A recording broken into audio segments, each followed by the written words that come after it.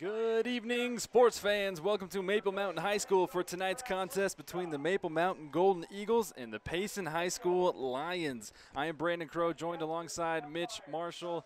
And tonight we have ourselves a peculiar Wednesday night lights, if you will. The annual fall break is taking place after tonight. Students have Thursday and Friday off. We'll resume regular scheduled classes and schedules on Monday. But tonight's a special treat for us, Mitch. We got Maple Mountain and Payson High School. Maple Mountain coming off of a loss last week against Wasatch. Kind of a tough one. They lost Jaron Hall and Noah Lanufe to injuries. What was the statistical breakdown of that one? Yeah, I mean, it was a big game and a stalemate for quite a while, and with injuries and various guys coming in, Maple Mountain, unfortunately, statistically, it's pretty close. First downs, 15-13, Wasatch led. Penalties were even. Yards rushing, 64 for Wasatch, 57 for Maple Mountain. So just not much offense happening. Passing yards, 69 for Wasatch, 116 for Maple Mountain.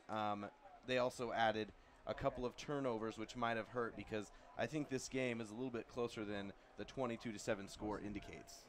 Last week, Payson High School lost a devastating game to Springville. They lost 48-0 to Springville. So Payson, the loss to Jaron Hall, Coach Burtonshaw said it is a high ankle sprain. They expect Jaron Hall to be out for at least 2 to 4 weeks. He's going to physical therapy and pending playoffs. I don't think we'll be seeing much of Jaron Hall the rest of the season. And in speaking with Coach Chapman for Payson, he said they have been in preparing for the worst is Jaron Hall, but they are ready for Austin Edwards, who will be taking over at the quarterback position as we are ready for kickoff here at Maple Mountain High School. Maple Mountain kicking it off to Payson. That kick goes into the end zone, and the Payson Lions, led by quarterback Buck Frazier, will get things started off here. Payson in the all-white uniforms with the green tops. Maple Mountain donning their traditional home uniforms with the burgundy bottoms, the gray tops on top. I think Payson has had a rough year. They're in a pretty strong region, and they're going to be looking to take advantage of the loss of Maple Mountain star player coming off of a rough game and see if they can grab a win in the region. And whereas Maple Mountain's trying to stay up top right now in third position. Man in motion to the near side. Buck Frazier chased and rolled out of the pocket and sacked on the very first play of the game. And I think we could be seeing a lot of that with Maple Mountain defense trying to fill up that gap with Noah Lanufe. Absolutely. Stunts, anything inside is really going to help movement-wise when you're missing someone who usually kind of plugs that middle up. We know that they have powerful defensive ends, so with linebackers filling those gaps, we're going to see an aggressive defense often is a good way to fill a hole like that. Jared Blanthorn in on the sack, first sack of the evening, first tackle of the evening for Maple Mountain. Frazier with the 4-receiver set, man in motion behind him, and the handoff is fumbled, and the ball will be picked up and scooped and score for Maple Mountain. Two disastrous plays to start the game for Payson. This one is just a mess in the backfield. That is not something you want for if you are a Payson Lion fan. What looked to be just a generic handoff up the middle bounced straight out of the running back's hands, and it was a perfect opportunity for Maple Mountain to scoop and score not even 2 minutes into the ball game. Absolutely a great way to start back after a rough game. Try and get yourself back on track because next week is critical. It's the end of region play right now. They sit in third behind a 3-1 Wasatch and an undefeated Springville who they almost beat. So it's tight at the top, but they've got to get themselves in the playoffs. This could be a great game for their confidence and momentum. Tanner Dayton, Mr. Automatic, kick is up and good. And so just in the blink of an eye, the Golden Eagles strike first, taking an early 7-0 lead over the Lions. We're going to take this quick opportunity early on in the ballgame to thank our sponsors. Of course, Lance Wilson from State Farm and our friends, the Car Guys, as well as our friends at MVP Sports, who will be helping us all throughout the rest of the season, who have helped us all throughout the year in all sports, help providing you Maple Mountain High School coverage here on SFCN 16 and on 17 as well. See some of the players donning some pink accessories tonight as well as heavy in the crowd. to promote awareness of breast cancer. We see this at all levels of football right now, and always a cause we're supporting. And a nice color accent for these uniforms, probably. I don't actually know styles. So. Kick is fielded at the 20, brought down just at the 26-yard line, and that is where Buck Frazier and the Lions will set up shop. Sorensen for Payson looks like he hesitated a little bit there. He had a bit of a hole, and Payson may look for some special team strength or some big plays to keep them around if their offense can't hold up, but we'll get to see him give it another shot right here. Thus far, the offensive line has been like a sieve. So 2 plays for the Payson offense on that last drive. One was a sack, and the other resulting in a scoop and score fumble recovery for Maple Mountain. 3 receivers set for Frazier. Frazier with the handoff, and maybe a gain of 2 or 3 yards on that one was Vigil.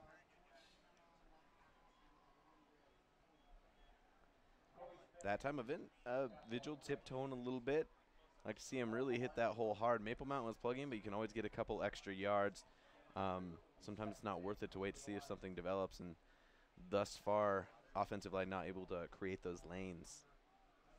That brings up 2nd down and 9, a little under a minute to go here in the first quarter.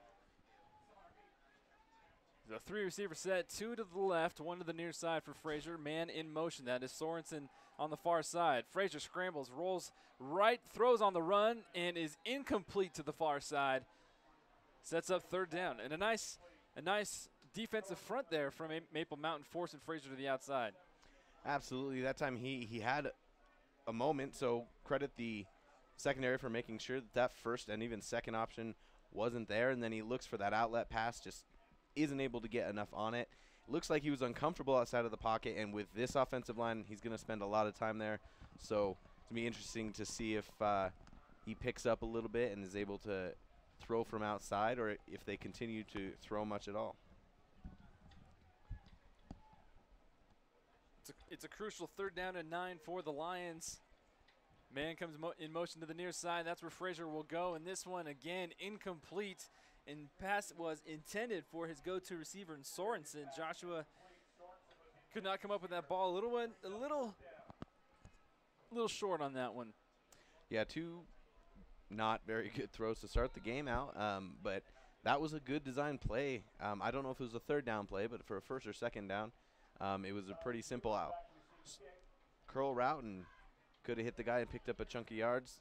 Might see him connect that one later, and Maple Mountain, though, looked like they read it pretty well, so we'll see if they continue to do simple design passes like that, try and make some way. And the punt attempt is bobbled and could turn into something special for Payson. Past the 1st down marker and more, brought down at the 48-yard line. So a busted play turns into a huge 1st down gain for the Lions as we take a look at the Car Guys instant replay. You can see here, it looks like he's just about got it and just slips right out the front of his hands, and just a lot of space and a couple of key blocks here as well. Great job by one of their gunners coming back to make a block. And the punter, thus far the man of the day, and it looks like his name is, they have 3 32s on their roster, so I apologize. We're going to call him the really good running punter. And Buck steps up into this one. Frazier going long, intended. Excuse me, that was Isaac Burchett on the pass attempt there, and just misses him in stride, Mitch. That would have been a huge play had they connected. That would be. I like it. You have isolated one-on-one coverage to the larger side of the field, and he had a small step, the ball a little bit long. I don't know if they knew that was going to be an instant play, but on 1st down, when you haven't been able to get the offense moving, take a shot. That might open some other things up as your safeties and your linebackers become aware that that's possible. That brings up 2nd down and 10 from the 47-yard line.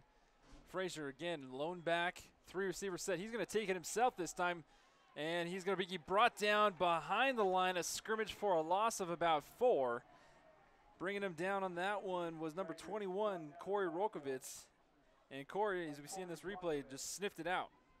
Everyone did, and he comes just inside of that offensive lineman on the end and pursues. Just not enough speed for Frazier to get outside on the play. Another big 3rd and long for Payson, and I don't think they're going to bring out the punter to try another fake punt on this. No, I mean, that might be their best shot right now. Doing some trickery, but I like what they've tried after those first couple plays, not really being able to have anything develop, take some shots. And a big run up the middle with a big hole, and a bulldozing shoulder gets enough for a 1st down for Payson. Oh, man, putting the hurt on the Maple Mountain defender. That was number 33, Tanner. As we take a look, bursts through and lowers his shoulder, boom, plowing over that safety. That time we might have been missing Nolan Newfade. A lot of space right up the middle of the field. Linebackers not able to find him, and he found that seam, and as soon as he got to an area with contact, put it to him. So now Payson's really in business. Payson with a nice little drive coming after a luck of the draw from a busted punt. And Buck Frazier hands this one off again up the middle for another gain of about 5. So Payson putting together somewhat of a little drive here.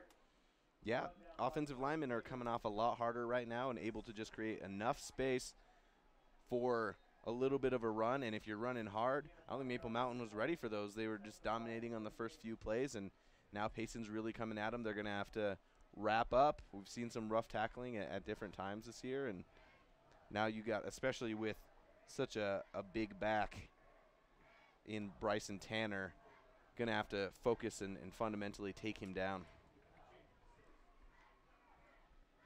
And Frazier fakes the handoff to Tanner and tries to get on around the outside, but is thrown down violently. Again, I believe that is Jared Blanthard on the far side for the 2nd time this quarter. Blanthard this year been the rock star for Maple Mountain. See out here, just not fooled, stayed home, and that is what they will always tell you on a read option. If you're that defensive end, you stay home until you know exactly who has that ball. You watch the fullback if there's a fullback. Otherwise, stand your ground, not get sucked in.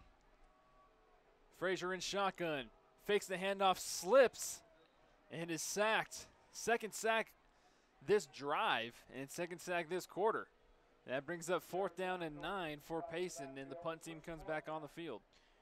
Frazier's seeing that offensive line is being intimidated and thinking he can grab that edge, but there's too much speed out there. And on a play like that, the outside linebackers know exactly where to go for their responsibility. I'd be surprised if he gets around the edge at all. I think he would have been better off trying to hand it off because they had a couple plays of successful runs right up the middle previously. And this punt is up and in the air, not bobbled. Again, this one is fielded at the 15 and brought down about the 20.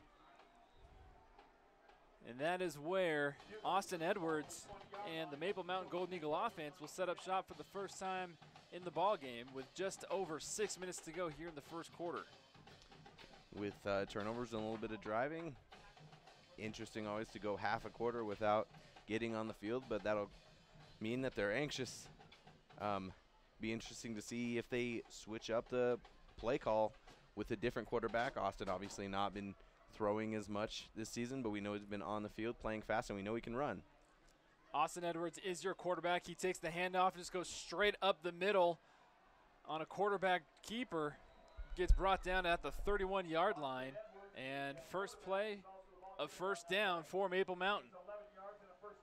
Wouldn't be surprised if we see a lot of this, a 3-man rush, and the linebacker just caught outside, and the tackle gets out and makes a 2nd-level block, clearing the way for Edwards. And wouldn't be surprised to see that continue. Coach Burtonshaw saying that they're going to play to Edwards' strengths. There's things that he can do that Jaron Hall cannot, and vice versa. This one is handed off, and a couple jukes to the outside, plowing and driving his legs is Chase Prather. Excuse me, that's Casper. Good simple plays, sees where the guys aren't, and then a couple of guys just miss tackles, just sitting and waiting, and a linebacker gets blocked, opens up options, and Maple Mountain thus far able to make way on the ground. Austin Edwards with Two receivers on either side, four receivers set, man in motion to the far side, and it is a handoff on the far side. Cuts up the middle, has some room, and is brought down at the 49-yard line. That was Cam Acey coming on the end around. Cam Acey showing off some speed. Payson's just got to want it more right now. Cam gets outside. He's got that speed once he starts moving north and south, but white shirts are around and just not able to find the runner. Coach Burtonshaw said before the game, taking Austin Edwards away from that receiver position to fill in for Jaron Hall. Cam Acey is one of those guys he expects to step up and to help fill in that gap here on this offense. Austin Edwards again with the three receiver set this time, two receivers to the near side. Man in motion, here comes Acey again. Same play, only right back around this time. Cuts up the field and dances his way on the sidelines and out of bounds. They're going to mark him out at the 47. Excuse me, that was not Acey. That was James Wilson, the ever-reliable receiver.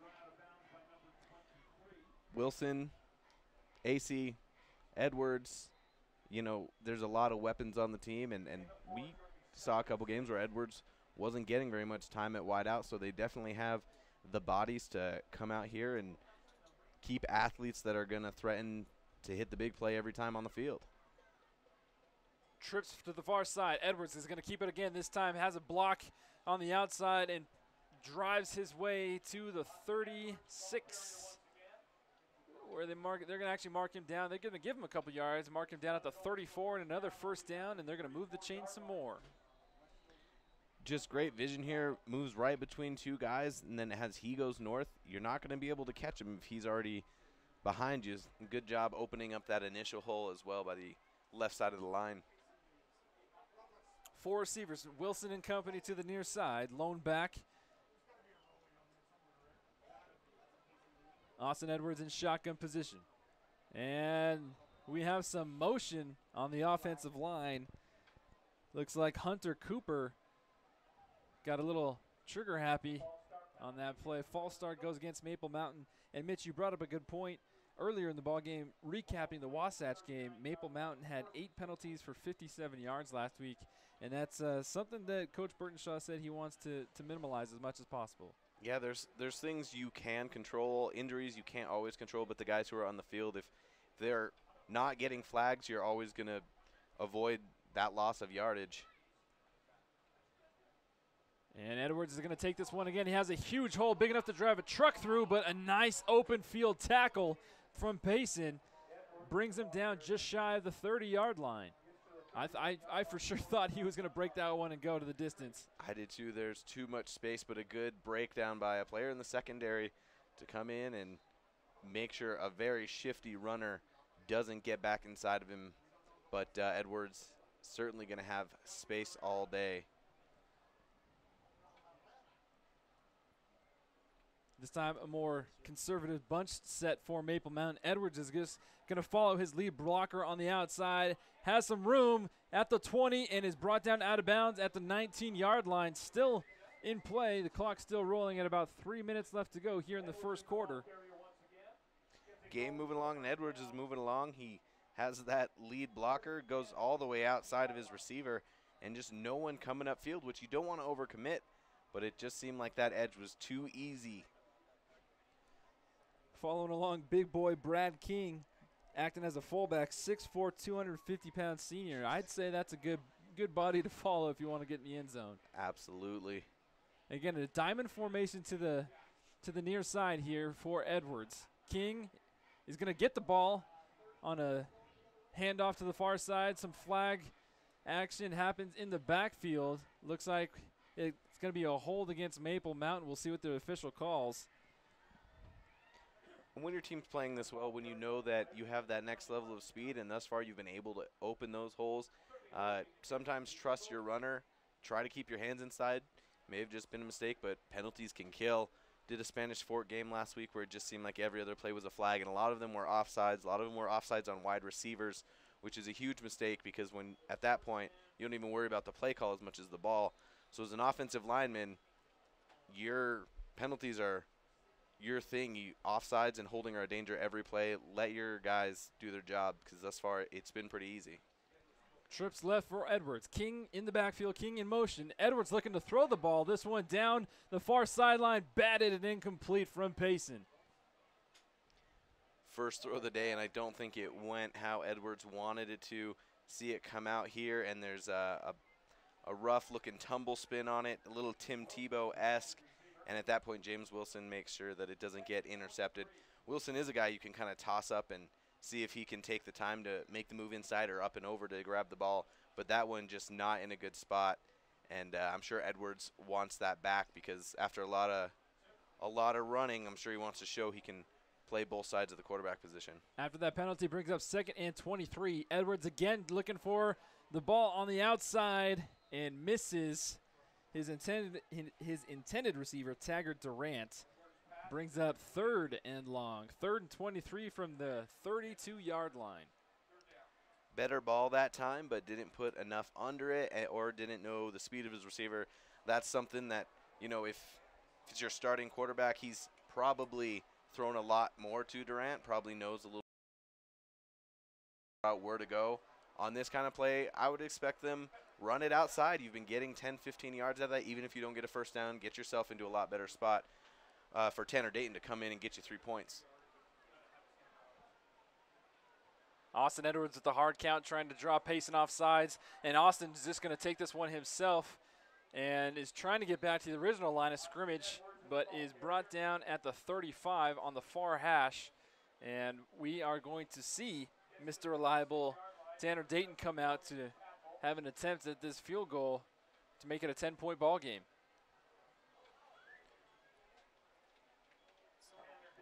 Tanner Dayton trying to talk to some schools about kicking for him.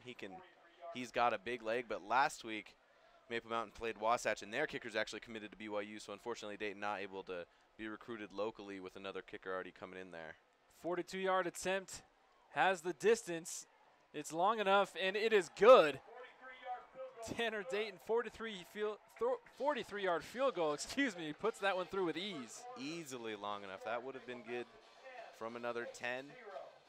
Not a ton of pressure, especially coming up the middle. You had one of the gunners try and come around the end, but Dayton doing a great job of staying focused and putting it through.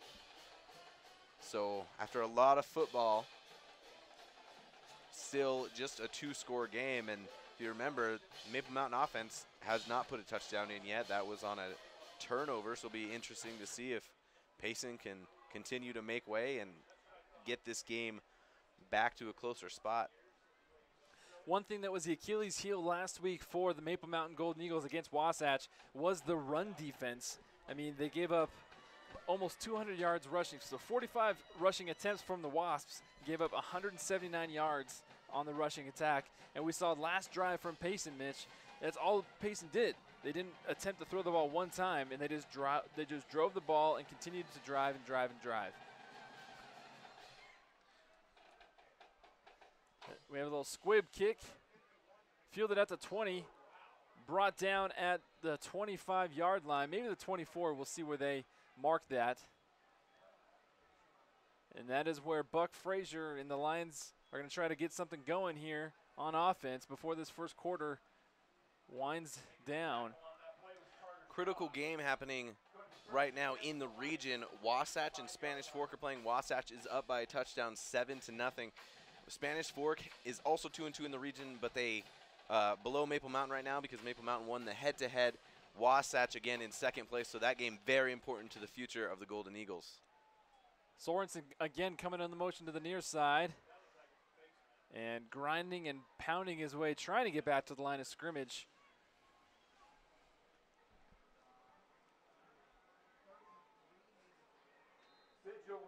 Was Vigil.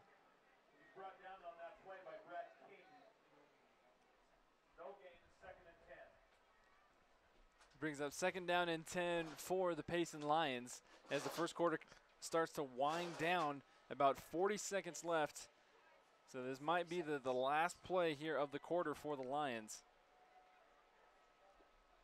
It's been a pretty quick quarter. We'll see if the Lions try and move outside a little bit. A lot of speed on Maple Mountain, but up the middle thus far not finding any lanes or any space. Sorensen to the far side. This one is handed off and will be brought down for a loss of almost 10 yards. And again, Vigil, the attempted ball carrier, comes up limping on that one, and that will be the final play of the first quarter. So Maple Mountain gets a scoop and score on defense. Their only touchdown scored in this first quarter, and then a Tanner Dayton 42-yard field goal, and that gives us a 10-0 Maple Mountain lead over the Payson Lions. Don't go anywhere, folks. End of the first quarter. We'll be right back here on SFCN 16 and 17 with second quarter action right after this.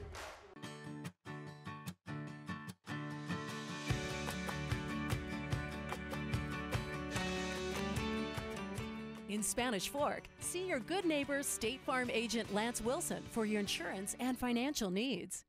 Hi, welcome to Two Jacks Pizza. For the best pizza you'll ever taste and our world-famous cheese sticks, come to Two Jacks Pizza on Main Street in Spanish Fork or call us for a quick delivery. Are you hungry yet? Need a new car or truck? The Car Guys has the best selection of used vehicles at the best prices in Spanish Fork. The Car Guys know their automobiles to get you the best car for your needs and your budget. The Car Guys at 872 North Main in Spanish Fork. You know Triple T Heating and Cooling, but did you know that Triple T does plumbing? From tankless hot water, soft water, and reverse osmosis drinking water systems, right down to that leaky faucet. Triple T sure does plumbing. Call Triple T at 801-798-7711 today. MVP Sports is the #1 source for sporting goods in Spanish Fork. Football, soccer, all the fall sports, we've got you covered. Check out our new custom t-shirt builder. Design at home and we'll build it for you. MVP Sports, 72 North Main in Spanish Fork.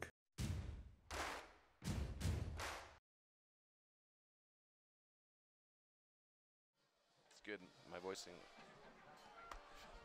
Second quarter action, kicking it off here for you on SFCN. Brandon Crow alongside Mitch Marshall. We want to thank again our sponsors, Two Jacks Pizza, Lance Wilson from State Farm, MVP Sports, and the Car Guys, as well as Triple T Heating, Cooling, and Plumbing. It is beginning to get that season. I needed my Triple T Heating come by my house and get me warm. It's time to get ready the plumbing for those cold months. Buck Frazier, quarterback, running to the near side, has a man intended downfield, but again is sacked and brought down by the Maple Mountain defense and Jared Blanthorn. Blanthorn tearing him up right now. That time Frazier just had one option, never really had a step on the corner. Don't want to throw across your body, a hard movement. And that was a tough spot to throw it away, but I think next time he may hear those footsteps and realize it's a little better to put it out. That was only his second, I believe, or third passing attempt, and might be something they consider getting him some quicker options, as they've tried to set him up with twice so far. But fruitless effort because Maple Mountain secondary is quick. And the punt is up and fielded and bobbled out of bounds at the 50-yard line. Dawson Butler, big mistake right there. That ball goes a little bit over his head. Almost never want to catch that. You'd rather give the other team the yards than give him the opportunity at the ball. And for that one, he kind of knocked it down, and when he realized it was going out of bounds, nonchalantly let it go.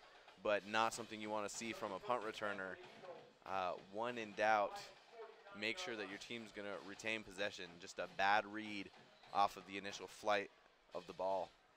Very uncharacteristic like of Dawson Butler to let that one slip through his hands like that, but luckily for him, it went out of bounds, and Austin Edwards and company are on the 49-yard line with some short field possession and a 10-point lead. Edwards hands the ball off to the big man King, plows his way for a big gain of a yard.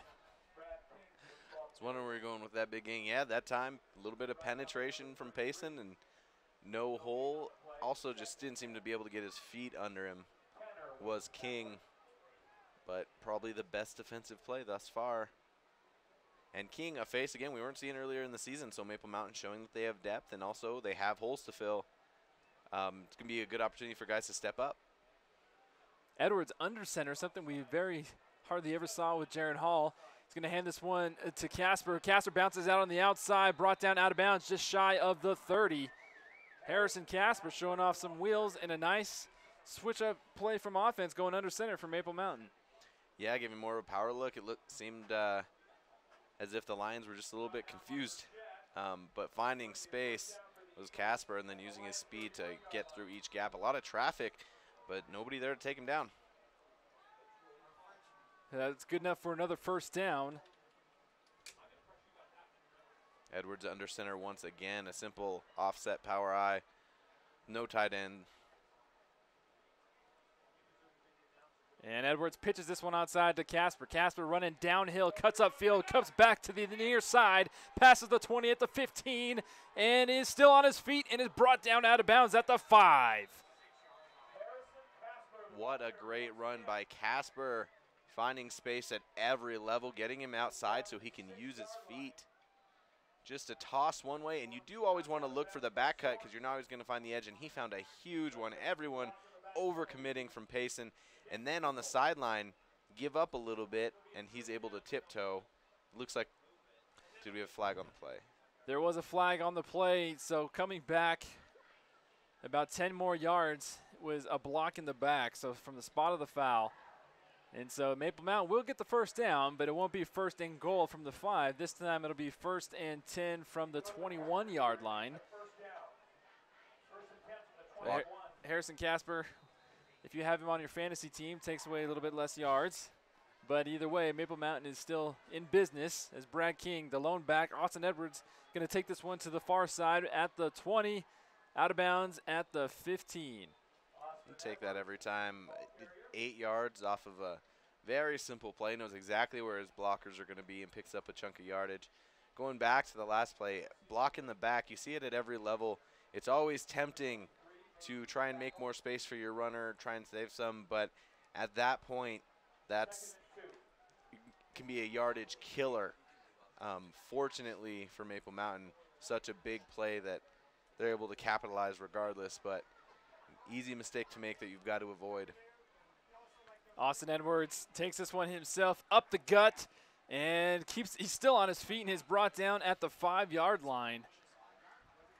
Make sure the guy is to the ground or never let go.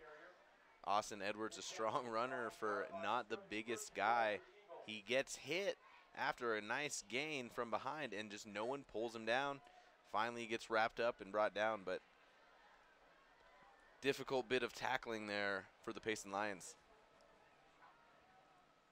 Austin going to set up this time in shotgun formation. Brad King to the left of him. And Edwards is going to take this one. Is gang tackled, still driving his feet, is Mighty Mouse, is what the kids call him on the team. And he's brought down just shy of the goal line, and that brings up 3rd and 2.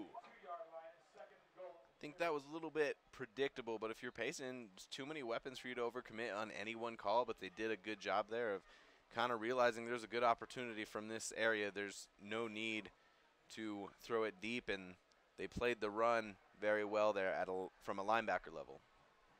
Mark that 2nd down. So 2nd down and goal from the 2. Edwards again under center. And here comes the power formation. Edwards with the handoff. And this one is not going to be enough. Harrison Casper does not get 2 yards, brought down at the inch line. Just a good job of penetration from each side. Thanks to the car guys for that instant replay. You notice on the end here, Maurer, who normally plays defensive end, stellar defensive end, listed also as running back, did a great job blocking, but he got caught. 3rd and 1. This one goes to the big man, Brad King. Brad King pushing, driving, twisting, turning his way into the end zone. Official call, touchdown, Maple Mountain. That's just a case of keep your legs moving, and once you can get there, move your body past that line. Great job finally plugging that in after 3 tough plays. Good job by Payson stepping up. They kind of did know what was coming there and look a little physically outmatched. They did a good job of penetrating and not making that easy on King. Tanner Dayton coming in for the PAT. Hold is down, kick is up. Looks good, is good. So with just under 8 minutes to go here in the first half, Maple Mountain has a 17-0 lead on the Payson Lions. We're going to take a quick break, and we'll be right back here with more continued action on SFCN 16.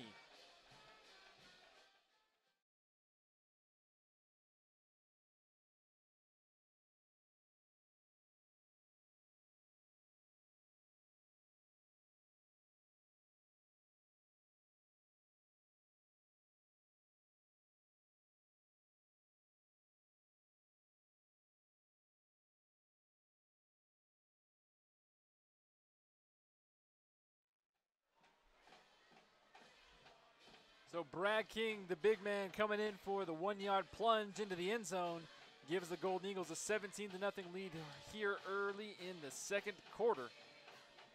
Mitch, some positives that you take away from that last drive from the Maple Mountain Golden Eagles. I think Payson knew what they were doing, and they played a lot better defense, and that forced Maple Mountain to do some different things. We saw them under center a lot, opening up holes in different ways. Don't know if it's a priority, but I'd like to see him throw a couple more passes, but thus far they're just able to overpower the other guys and get down the field.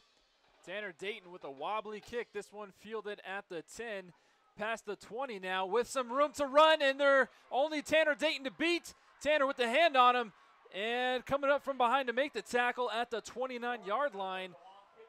Looked like that was Harrison Casper. Excuse me, that was Quinn Hooper coming all the way from the near side to bring him down. And that was a spark plug, if you will, for the Payson Lions. Something just the doctor ordered.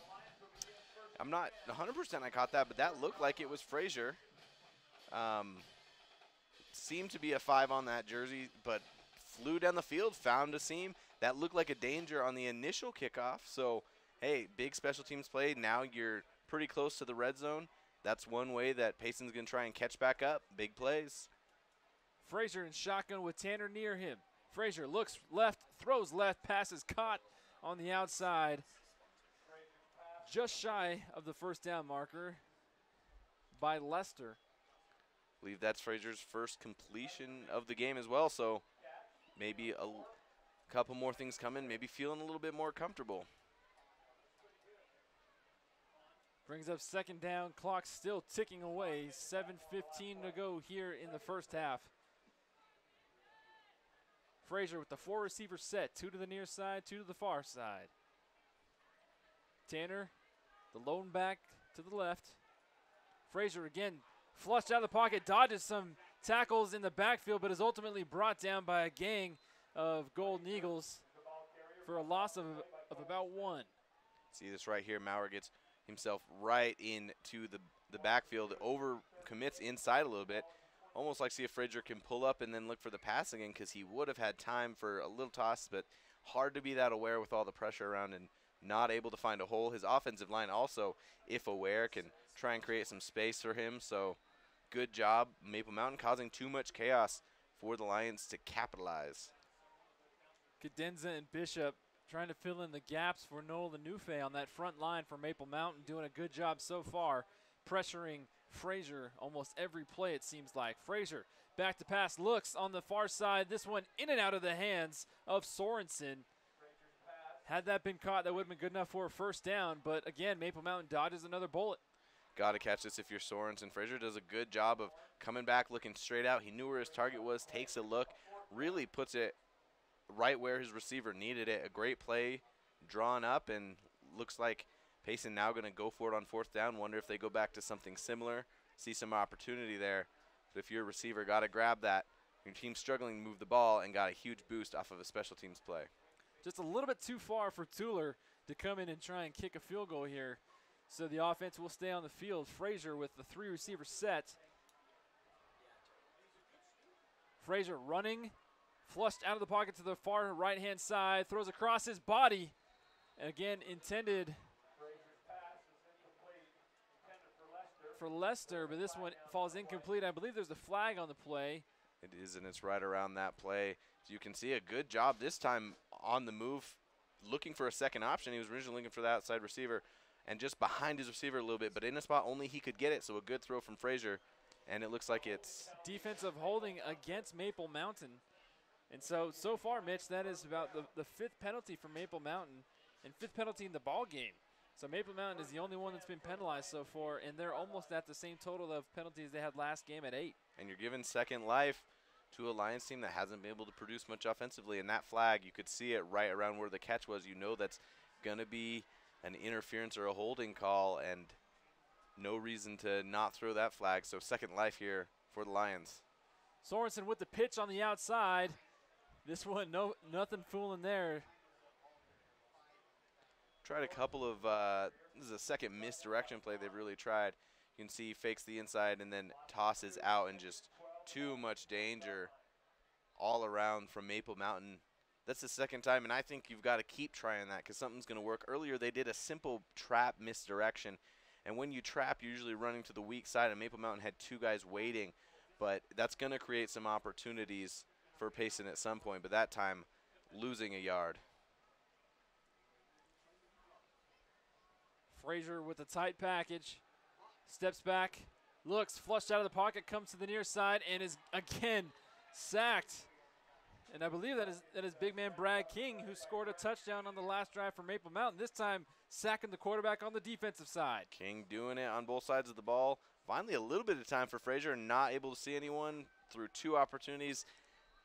Maybe he'll throw it away next time, but good job just taking the sack and not trying to do anything crazy. But great pursuit by Maple Mountain, just no opportunity for Frazier to get away and run the ball. 3rd and 19 from the 27-yard line, just under 5 minutes to go here. Frazier again rolls right out of the pocket and is met with a bunch of Maple Mountain defenders, and this time all he has to do is throw it out of bounds and out of play. Broken record for Maple Mountain, just playing most of this game in the backfield. A great job stepping inside on the Maple Mountain player by Frazier, and from there he knew to just throw it away. Difficult lesson to learn sometimes. Now you've got a 4th down from a similar spot to your last 4th down, but not taking a sack and creating even worse of an issue there. Good job by Frazier getting rid of it, but just too many Golden Eagles in the backfield right now for anything to get done for Payson. So Tueller comes in for the attempted field goal. The hold is down, the kick is up, looks like a wobbly one, and comes up just a couple yards short. So Maple Mountain will take over on the 27-yard line on a turnover on downs with 4 minutes and some change left to go here in the first half. Update on that Wasatch Spanish Fork game. 14-7. Wasatch still up by a touchdown, but Spanish Fork not letting them get away with it. That's going to be an exciting one, and we'll be right back here on SFCN 16. I apologize. We're going to stick here with you, but we'd like to take this break in transition to thank one of our sponsors, MVP Sports. One thing we want you to look out for as this first half winds down and looking through the second half, who's the MVP of this game, generously sponsored by MVP Sports. A lot of Golden Eagles playing great tonight. Dead ball, false start will be the call against Maple Mountain. So penalty number 6 for the Golden Eagles. And the penalty yards continue to rack up for the home team. That's the only way I think Payson's going to continue to get opportunities if the Golden Eagles give them to him. So a good week with maybe a different lineup, different guys in there for Maple Mountain to start shoring things up. I don't know about Coach Burtonshaw, but I know penalties can equal extra conditioning and running, and hopefully these guys know that every penalty can be such a big mistake, especially this late in the season. 4 receiver set for Edwards. Brad King coming up and stepping and blocking. Edwards has a man on the open on the outside at the 40, is caught, dancing around, coming back to the middle of the field, and eventually brought down at the 46-yard line was Dawson Butler. This is great. Check this out. Love this. He puts it up. Plenty of air under where he knows his receiver can make a play, having a good bit of height on the corner. And Butler does what we see Des Bryant and Demarius Thomas do. Steps inside on the receiver, uses his strength and his height to pick that ball up, and a huge gain. Best throw of the day thus far for Edwards. And here comes the end around to the near side and brought down at around the 46-yard line. It's Cam Acey getting his opportunity at the touches tonight. A lot of guys going to move the rock for Maple Mountain.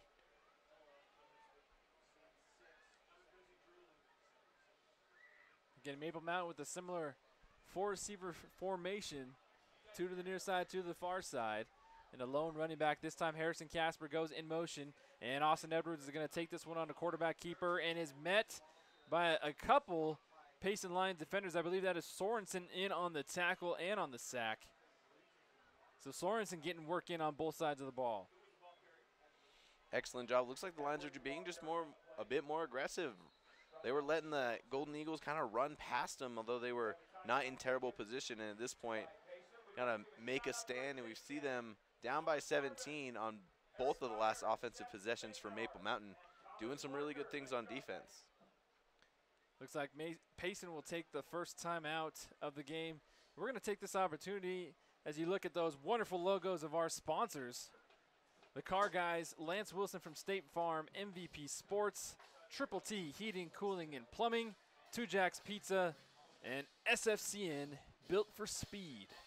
Like you said, Mitch, we're going to have an MVP Sports MVP of the ball game. I'm still trying to decide on who that will be early on, but hopefully there will be a clear choice come the end of this ball game. I think thus far you've seen Blanthorne do what he does on defense with a couple of sacks in the backfield with Maurer every play of the game. On offense, Edwards stepping up as a backup, putting the ball in good positions where his guys can make plays. A lot of guys running the ball, catching the ball. Edwards himself finding a lot of space. So really a lot of valuable players to choose from right now for the Golden Eagles. They're going to see if they can extend their lead. They're facing a critical, for Payson, 3rd and 2. Edwards under the center, 2 running back set, and this one is going to be pitched on the far side. Harrison Casper running downhill fast on the outside, and a nice tackle brought down just shy of the 40-yard line. I believe it's about the 42-yard line. Good enough for a first down, nevertheless. And this one, he runs a long way to get those couple of yards, but they knew that they could set that edge. Thus far, the Lions not able to penetrate outside or get a linebacker to match the speed and get outside where the backs for the Golden Eagles are finding the edge and gaining those yards. So 1st and 10 from the 42, is where they marked this one. 17-0 Golden Eagles over the Lions. A little under 3 minutes to go here in the first half. If you're just now joining us, Jaron Hall out with a high ankle sprain due to last week's injury. Austin Edwards is your quarterback and the ball keeper on this play. Takes this one, calls his own number for a gain of about 7. Right now, the inside gaps, falling behind his center and his guards, working just about every time for Austin Edwards. And it looks like Austin Edwards is the injured Maple Mountain Golden Eagle on the field.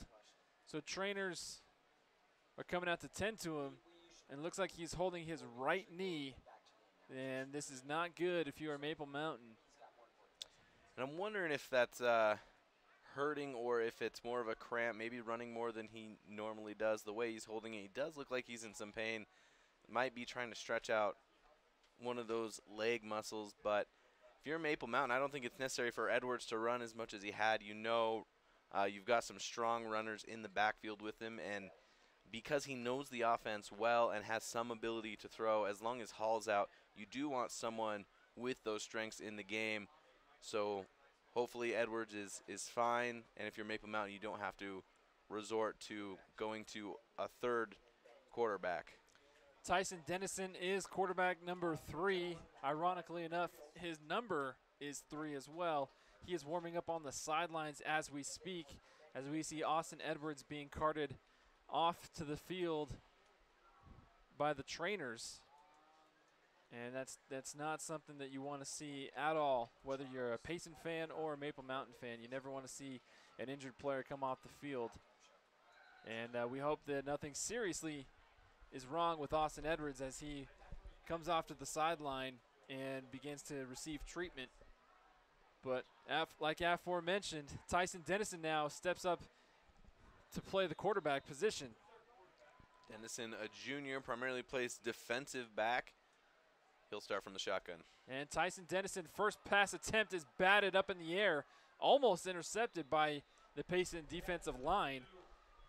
And that brings up 3rd down and 10. So I like the play call from Coach Burtonshaw, trying to establish some confidence early on with Dennison in the first passing attempt being the first play he sees. Yeah, a little bit surprising, and the defensive end, tall guy out there, number 55, just gets his hand up and in the way. May have been a good pass, but I think that's not something Payson saw coming. Come out firing and see what you can do. That is Beatty batting that ball down. This one Dennison's going to take on the outside. He's going to cut up the field. Good enough for a first down. And Dennison looking Austin Edwards and Jaron Hall-esque, keeping that one, tucking it, going upfield for a gain. Really quick on the inside, just a lot of speed and finding that space and getting a first down on a third down, keeping this drive alive and moving it a lot closer to the end zone. As long as he knows his gap, those guys are making space for him right now. Dennison in shotgun. 2 receivers to his left. This time he's going to go right. Has a man open, and James Wilson with the catch. Tiptoes just outside the 5-yard line. Big gain for the Golden Eagles. This is a good throw. He knew exactly what he wanted to do right away. Step back, put enough arc on it. Wilson able to get under it, use his hands, and he did have to tiptoes right there on the end of the line. But that one tough to defend and easy to throw, even though it's a little bit longer ball. Sometimes just tossing it up and not having to be concerned about the mustard or throwing it between 2 defenders is the easiest throw to make right away. You know exactly where your guy's going to be. Put some of the responsibility on Wilson. I like the call, and it's just about back to the end zone for the Golden Eagles. Dennison this one with the handoff to Wilson. Wilson stops, comes back to the other side. Dennison trying to lay a block in there for his teammate, and a loss of 5 on the play as you see Wilson kind of chuck the ball down in frustration. Wilson, if he would have continued out to the edge, he may have actually gotten a couple yards after he got outside of 55, who fell down. He decides to reverse field, which sometimes works because on an outside play, that defense is pursuing so much. But a couple of guys for Payson stay home, able to reverse field, and he had gone so far backwards that they're able to get a loss of 5. So nothing brewing, maybe for the first time on an outside run play for Maple Mountain. 2nd down and 10. Jordan Larson, the running back, provides a pocket, caught, and touchdown, Maple Mountain. Cam Acey from Dennison. Again, making it really easy on your quarterback here. He knows exactly where he's going. It's a one-step drop. Guy slanting in, as long as there's not a linebacker in that lane, puts it right where his receiver can get it, and Acey able to twist and turn his way into the end zone. It looks like we do have another Golden Eagle down. And this one looks like to be one of the offensive linemen. So that's 2 injuries within the past 5 plays or so for the Golden Eagles. Something Coach Burtonshaw has been plagued with for the past couple of weeks. We already began this broadcast, Mitch, by talking about Jaron Hall and Nolan Nufe, 2 huge key players and key factors on this ball club, being lost to injury. And then tonight already we just saw a couple of plays ago, Austin Edwards going down. Absolutely, and this is going to show off the depth that Maple Mountain has, but there's a lot to learn and put together when you have a lot of young guys in the team. And it looks like John Bishop, junior offensive lineman, able to get off the field. Maybe it's just Stinger, but he went down as well. It'll be interesting to see if he comes back. But Maple Mountain going to have to see some production out of some new names. Bishop going off on his own power. Very encouraging to see. And his replacement will come into the game now, number 64, Ben Fouts. And Dayton coming in to attempt a PAT. Acey with the hold. Kick is up and good. 24-0 is your score here with 57 seconds left in the first quarter. I think it's you only have a minute, but Payson's going to have to put something a little bit together here if they want to have any semblance. But if you're Maple Mountain, I think after another score, let some of the younger guys get some playing time, try and keep everyone healthy, because you've got a critical game against Salem Hills next week. If Edwards is healthy enough, I don't know if I'd sit him, but you might have him throw more or just hand that rock off. There's been enough space that if he does end up having to be the man in the playoffs where you hope to be playing at a high level, want to keep him healthy. And it looks like Dennison very capable as well, but when you're going from Jaron Hall, a D1 commit, there's always going to be a different style of play, and you don't want to resort to all Wildcat. Both of these guys been able to throw the ball a little bit thus far. I'd keep them safe. Hand the ball off to those running backs as much as you can, especially with a huge lead. It's almost halftime, Mitch, and my stomach is a little bit hungry, so if you're at home and you have a phone, unlike we do here, dial up 801-798-8601 or go to twojackpizza.com or you can stop into their office, 30 North Main Street in Spanish Fork. Best pizza you will ever taste. Two Jacks Pizza, thank you for sponsoring high school football here on SFCN 16 and 17 throughout the year as Dayton's kick goes into the end zone. And if you want to send some Two Jacks Pizza to the booth at Maple Mountain High School, you just tell them to come into the right side of the door, and Brandon and I will be right here, and we'll do an even better bit of advertising for them. We have Two Jacks downstairs. Oh. Two Jacks, good Utah stuff. I believe that's all. It's Utah. Homegrown. Homegrown. I know there's one up in Provo where I live on Center Street, and they've got all sorts of good stuff. Obviously, we're hungry with 56 seconds to go till halftime. Frazier in shotgun formation for the Lions. Just under a minute left to go here. This one misdirection play. Ball is on the ground. Ball is loose. I think they got it back. Clock still continues to roll as Tanner fumbled the ball, was able to pick it back up and secure it for the Lions. About 40 seconds left here to go in the first half. No sense of urgency at all to try and score or trying to put themselves in scoring position are the Lions. You can see the team already huddling up on the 30-yard line, getting ready to go in the tunnel, so this very likely will be the last play of the half. And Sorensen goes in motion, and another quarterback option read from Frazier, and he's met down by a gang of Golden Eagles, and I believe that will do it. Clock at 3 seconds now. That will be the final play of the first half. So 24 points scored by the Golden Eagles here in the first half, none by the Lions. We want to go take a quick commercial break, and we'll be right back with more second half action here on SFCN 16.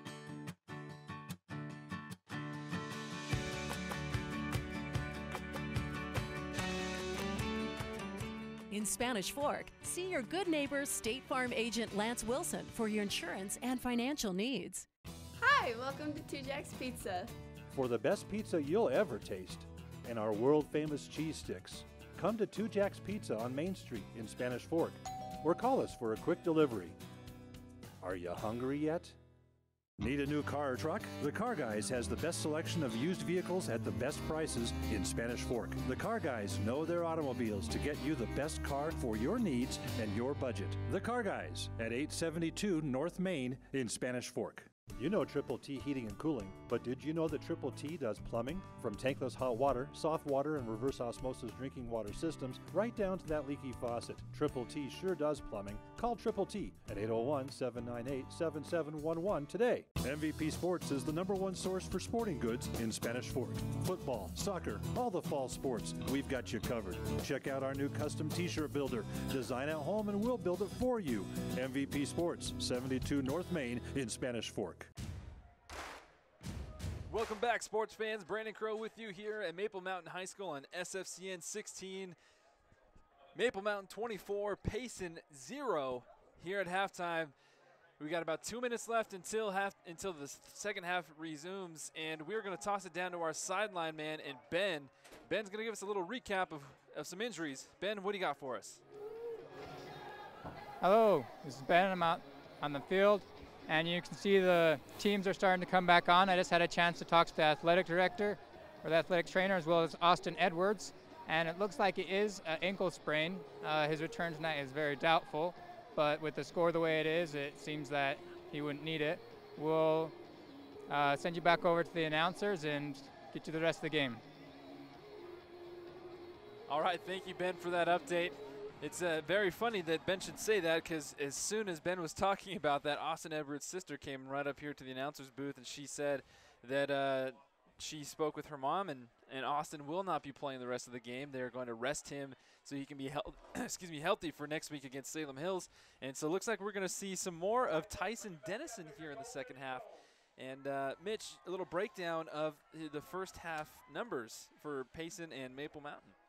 I think the biggest indicator right here is the total yards. Maple Mountain with 222 yards, nice and even. Payson with a -8. So despite a few of those different plays being able to move the ball, so much impact from the defensive line of Maple Mountain.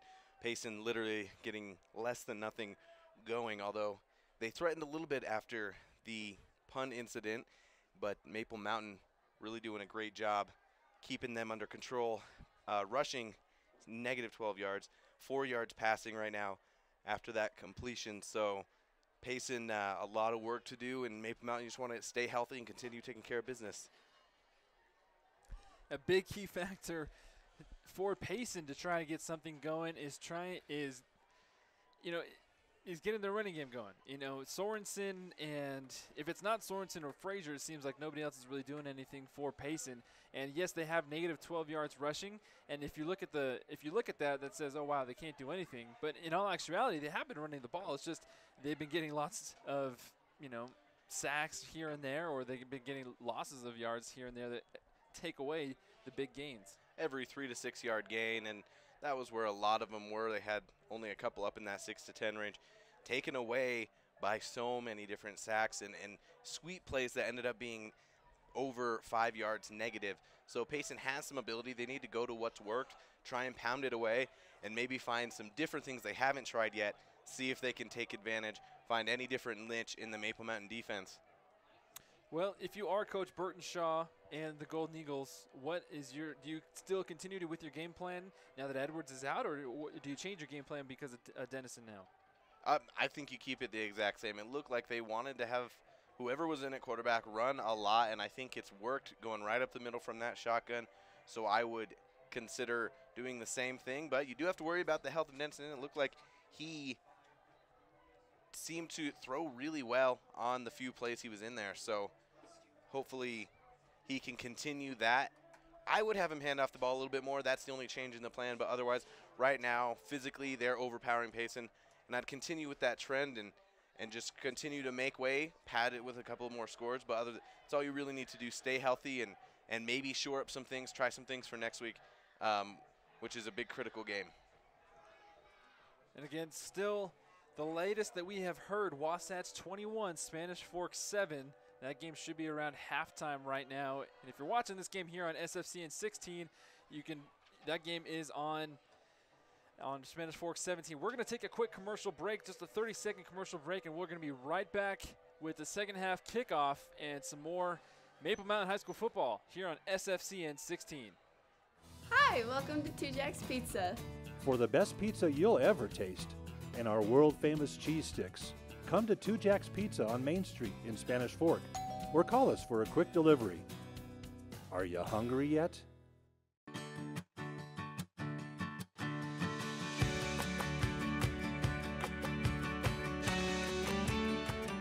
In Spanish Fork, see your good neighbor State Farm agent Lance Wilson for your insurance and financial needs. That handsome man you just saw on the television screen, Lance Wilson from State Farm, he helps hook everybody up, all of his clients. He assists them greatly. The slogan's like a good neighbor, State Farm is there, but we want you to know that Lance Wilson is our neighbor, and he is always there. Also want to thank sponsors Car Guys. Every time you see a replay, or thank Car Guys for helping us be able to do things like that and put together these football games for you. Two Jacks Pizza, I had some at halftime. How was Miracles happen. It was so good. Thank you to whoever called that in, right? There's a great amount of combination of flavor. I wish I would have had some ranch, but I was in a rush, so I'll accept it. Also, Triple T heating, cooling, and plumbing. That's always appreciated. I'm pretty picky about the temperature where I am. MVP Sports will continue to look for an MVP Sports MVP of the game. Finally, just remember, we're on SFCN, and what an awesome opportunity for a community like this to work together and be able to present these games for you. We want to thank SFCN. I'm excited for some more Wednesday night football, though. Likewise as well. And if you're watching the game and you're enjoying this, feel free to tell your friends and your family. You can watch us on Spanish Fork 17 on YouTube as well as sfcn.org. Feel free to pass that information along. Again, Brandon Crow alongside Mitch Marshall here with you with our tirelessly working crew, always working 24/7 around the clock to help provide you the greatest and latest here on Spanish Fork 16. Second half kickoff is just about underway. Mitch, your bold prediction for the second half. My bold prediction is that the shutout is going to continue. I know that's not too bold to say, but I think Maple Mountain should take some pride in this right now and continue to dominate. I'd say another bold prediction is they're not going to score too much more. I think we're going to see a lot of ground game and minimum risk stuff. I don't think that there's much more they can do in preparation, although they seem to have a pretty significant upper hand in this game. So I would just say they need to maintain control. And if was a defensive player when I played football, and for me, a clean sheet always felt really good. And there's the kick from Salem. Fielded at the 5. Oh, a fake reverse. A little trickeration here from Maple Mountain as Harrison Casper is at the 30, still on his feet. Flags fly in the distance, brought out at the 39-yard line. I didn't see it, but on a play like this, unless someone got a hold of his face mask, we're probably going to see a holding or a block in the back call. Might see this come back a little ways. But as you said, trickeration, which is not a real word. If you're a kid listening, don't try and use that in a paper. It will get marked incorrect. But are you speaking from experience? From a lot of experience with making up fun words. Well, the hold was the call against number 14, Camden Jackman for Maple Mountain. And that ball will be marked at the spot of the foul. So it looks to be 1st and 10 from the 14 now for Maple Mountain. And like we said before, Austin Edwards will continue to stay out of this ball game as per our sideline reporter, Ben. And so it looks to be Tyson Dennison, number 3, will continue to get the snaps at the quarterback position. And Tyson Dennison looked pretty strong in his first little drive there towards the end of the half. And he right now is under center with 2 backs, 1 receiver to the left-hand side. And he goes left. First play of the second half is a bomb, and it is caught at the 40 to the 50. Nobody's going to touch him. See you later. Touchdown, Maple Mountain. Dennison to Butler. And this one, no safeties or deep, just a stellar toss. Just puts it up, a lot of air under it. Bueller able to find it, just reach over that corner, who's in great position, and there's nobody back there. Took advantage of the one-on-one matchup, an easy score. Maple Mountain continues to pad the lead, right, and they did that out of a power eye. So a little bit of trickeration themselves from Maple Mountain, and Dawson Butler, gotta love getting the ball in his hands and getting to take it 80-some yards, 86 yards, if my math is right. So that was that was about a 23-yard pass play in the air as that kick was up and good. It's 31-0 now. So that ball went about 23 yards in the air, caught at the 40, and Butler was lights out, and all he had was a vision for the end zone, and he took it to the house. I mean, when you have that opportunity, you take it.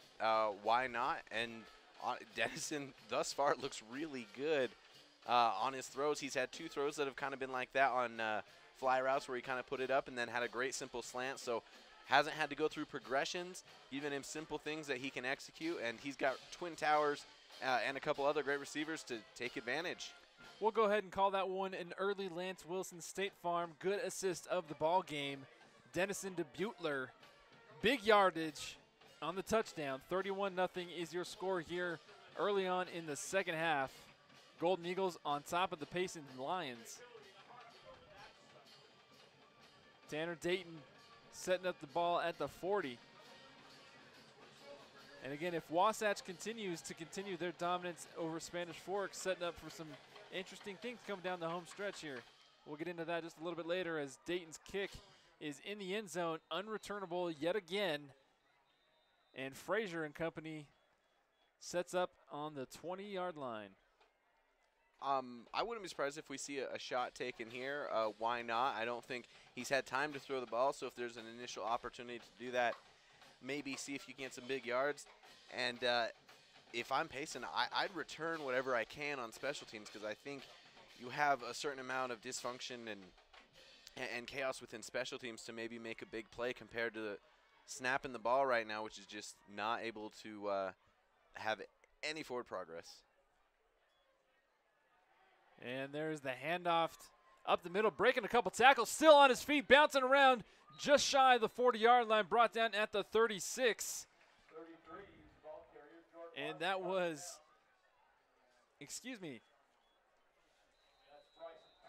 Bryson Tanner on the carry. Bryson Tanner's done a great job on both sides of the ball, a key player for Payson, and that makes you wonder all those different times that on the read option, quarterbacks kept it.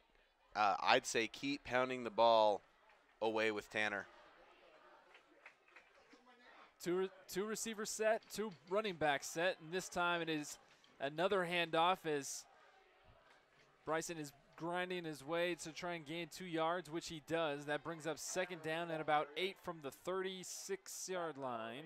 Mark that, the 39-yard line.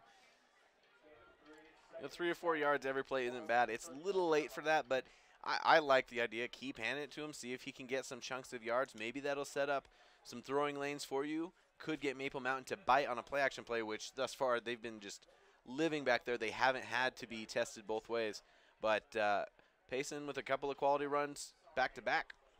Maple Mountain bringing the box. Frazier looking, throws, and this one is intercepted on the far side. He has green grass in front of him. Beatty coming to catch him. Nothing doing. Touchdown, Golden Eagles. John Elmore does a great job. This ball just floats. Check it out right here. Frazier knows exactly where he's going with it. This is the kind of play you want, but just has no zip on the ball. It's a little bit late, and his receiver's got no chance. Elmore steps in front, grabs it, and pick 6 time. Maple Mountain laying it on thick. 37 points. PAT pending for Tanner Dayton and the Golden Eagles. Tanner Dayton getting his extra point work in tonight. And an official timeout from the back judge. There is no booth review, so there's no official timeout for if they wanted a to ask review. me, I would review it for them. We'll wait to hear the official call. Yeah, it'll be interesting. I wonder if they have something to talk about, or I thought there might have been a legal substitution there, depending on guys on the field. Let's see. Good call. Illegal substituting. There's a point when the ball's set when you can no longer, you either kind of get a too many men or an illegal substitution and some confusion on the Maple Mountain side, but they're just going to go ahead and put an extra point through. Not of much consequence.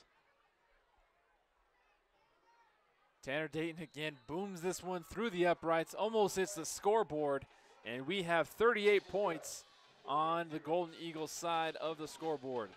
It's been fun. They should put a second set of uprights back there for Dayton to practice every time instead of the little chip shot. Try and give him some more distance to practice his accuracy. But if you're a fantasy, if you're part of Utah high school fantasy, which is not a real thing, Tanner Dayton, just with extra points tonight and that one field goal, doing good. It's always refreshing to have your kicker contribute double digits. A little unexpected. Sometimes you just throw a kicker in there, hope he gets you a handful of points. Tanner Dayton, killing it. If I had Tanner Dayton on my fantasy football team, I would have won last week. I'm just going to put it that way. But we're going to go ahead and, again, continue to thank our sponsors. We've already seen a Lance Wilson good assist of the game early on in the second half, and we're going to thank the Car Guys for help bringing every instant replay so far of this season and of any season here on SFC in 16 and 17 of high school sports. The Car Guys offer the best prices on vehicles in the Spanish Fork area. Their knowledgeable sales reps are committed to providing you and me with no pressure buying experience. Hit up the Car Guys at thecarguysut.net or give them a call, 794-0077. Always quality. My dad has 007 in his phone number, and he loves to say 007 because he's like a throwback James Bond fan. But excellent phone number there. Just an update for you on the Wasatch Spanish Fork game. Spanish Fork has brought themselves back within a touchdown, 21-14, and they have moved into the third quarter. Dayton's kick is up and continues to go into the end zone just about a yard. If this was the NFL, you would have been able to run that one out, but can't do that here in high school. So Frazier and company, again, will set up just like they have been almost on virtually every drive on their own 20-yard line. I wonder what Dayton's touchback percentage is, because he's had a couple line drives tonight and tried a couple things, and it seems like when he wants to boom it, sometimes he can really get it out there. And like you said, no big play opportunity for Payson, not able to bring it out with high school rules qualifying that as a touchback. But they'll try and get something going on the offensive side here. Frazier in shotgun, and he's going to pitch this one just barely on the outstretched arms of the defender. Goes to Bryson Tanner. And Bryson Tanner bumbles and stumbles his way forward for a gain of about 4 yards, just shy of the 25-yard line. I like it, and that's one of the best looking plays thus far from Payson. Everyone seemed to be doing their job and in position, but that line, it just seemed right where the offensive line set up. Maple Mountain created a wall and no space for Tanner to move past that, but 4 yards, you'll take it. Now the key is no mistakes. 2nd down and 6. 2 receivers to the near side. Man in motion. There goes Sorensen. Out of the backfield is the play. Sorensen bobbles this one, loses it, but is able to fall on it. That was a very uncharacteristic-like play, very unusual play, something you don't see very often. I want to see this again because it's a little swing out. Seems to have it tucked, and it just I don't know. It is getting close to Halloween here. Maybe a little trick, some tricks and some treats are being pulled on the Payson Lions there on that football. Good old Ghost of Maple Mountain just popped that one out for some. That just happened out of nowhere. That brings up 3rd down and 6. Again, 3 receivers set. Frazier looks, and this one again is picked, bobbled, and incomplete, almost intercepted, nearly intercepted for Maple Mountain. One of the first throws from Frazier we've seen with some zip and just not able to get it in there. Maple Mountain, after he's staring down that receiver, able to take the time and step in front. Should have been another interception, but get away with one a little bit there. If you're Payson, you can try and pin Maple Mountain a little deeper right here with the punt. Or they could get a 1st down here. I believe one of their only one of 2 or 3 1st downs thus far for Payson was a botched punt. The longest offensive play of the game for Payson was a botch punt earlier in the 1st half. And this one fielded out the 45, getting a couple blocks, bouncing around to the outside of the other 45, and brought down in Payson territory was Wes Child. Wes trying to maneuver, find some extra space. Pretty good job staying in the lanes there for Payson as he made some guys miss and moved his way across the field, able to make some way. And Golden Eagles will continue this Wednesday night plethora of scoring starting in Lions territory. Brad King is your fullback. Harrison Casper, the deep back. And Dennison in the I formation. And there goes the pitch to Casper. Casper dances around the left side. This is going to be brought down in the backfield for a loss of about 6. Tanner taking a play out of the Blandthorn book. Finally some penetration here from the Lions, able to get back there and make nothing out of it. Every time Casper takes that toss, I kind of think he's going to set up and throw. Probably not necessarily at this point, but it really looks like it. I wonder if that's some of Maple Mountain's arsenal you'd use at some point, is a little toss to throw flea flicker. Brings up 2nd and 15 from the 50. Looked like Casper was brought down about the 48, but they're going to give him forward progress. And the Casper comes in motion to the near side. Ball's handed off to him, dances upfield, cuts back to the original line of scrimmage, and is brought down for a gain of about 7. And we'll take another look at this replay here as Casper, again, showing off his speed coming around the edge. Just an end-around play, and he has so much speed that he gets himself past that line of scrimmage. He doesn't let it stretch outside too much before he starts making positive yardage. And if you don't read that right away, the Lions just not able to get someone out there to cover. A 4 receiver set with Brad King, the lone back. Dennison, again, under center. And they're going to give to the big fella. Big fella blowing his way up through, edging himself near the 1st down marker. And they're going to mark him just a couple yards short, and that'll set up what appears to be 4th down, as you can see him just continuing to drive his legs, following his friends on the offensive line. And that brings up 4th and 3. And that'll bring up our punting unit. And Keaton Tippett, with his flashy cleats, will step on the field. First time out tonight for the punting team. Would have been, oh, they are going to try. I was going to say, let's see what the kid can do. Give him a little bit longer field goal. And it looks like Tanner Dayton's going to get a shot. I like it. And a timeout from Maple. Maybe Trying to ice the kicker. ice your own kicker. Taking some second thought, just making sure, hey, we have the right formation, making sure there's not too many defenders to one side. But this is a good opportunity. It's a good time for them to try this out, test his leg in case a critical time comes where he needs to hit this. So you can see one more time, we've got some awesome sponsors here, and MVP Sports, sporting goods for all the seasons. Tanner Dayton probably gets his stuff there because he's a kicking MVP. You'd like to see him hit this and maybe establish himself as a candidate. Again, Triple T, Heating, Cooling, and Plumbing, Lance Wilson, State Farm, and the Car Guys. So Tanner Dayton comes in on the 38-yard line, setting up for a 55-yard field goal. This is something that some college kickers, I won't name names, tend to struggle with. Anyone who plays for Brigham Young University. I wasn't going there. I'll go there. I'm an alumni, so I think I'm just being fair. I'm just being honest.